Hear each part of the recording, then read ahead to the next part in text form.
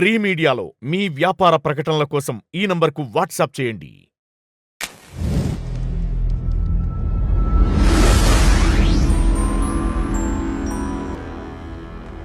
Hello guys, welcome to our channel. నేను Gousia.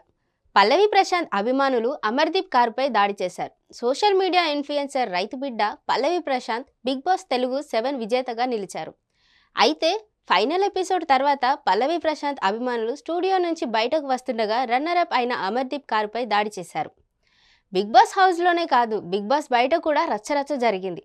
Big boss హౌస్లో కంటెస్టెంట్లు పోట్లాడుకుంటే house బయట వాళ్ళ ఫ్యాన్స్ అంతకంటే ఎక్కువ హంగామా చేశారు.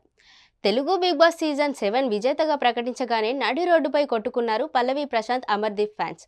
అన్నపూర్ణ స్టూడియోస్ దగ్గర ఈ రచ్చ జరిగింది. ఒకరిపై మరొకరు పిడుగుద్దులు గుద్దుకుంటూ బూతులతో రెచ్చిపోయి ఇరు వర్గాలు పల్లవి ప్రశాంత్ అమర్దీప్ అభిమానులు పరస్పరం కొట్టుకోవడమే కాదు, అటువైపు వెళ్లే వాహనాలపైన దాడికి దిగారు. బిగ్ బాస్ ఫ్యాన్స్ దాడిలో ఆర్టీసీ బస్సుతో పాటు పలు వాహనాలు ధ్వంసమయ్యాయి. వీళ్లను కంట్రోల్ చేయడానికి పెద్ద ఎత్తున పోలీసుల్ని రంగంలోకి దింపాల్సి వచ్చింది. లాఠీచార్జ్ కూడా చేశారు. ఈ ఘర్షణ ఇన్సిడెంట్ను సీరియస్గా తీసుకున్న జూబ్లీహిల్స్ పోలీసులు పల్లవి ప్రశాంత్ అమర్దీప్ ఫ్యాన్స్పై కేసులు నమోదు చేశారు.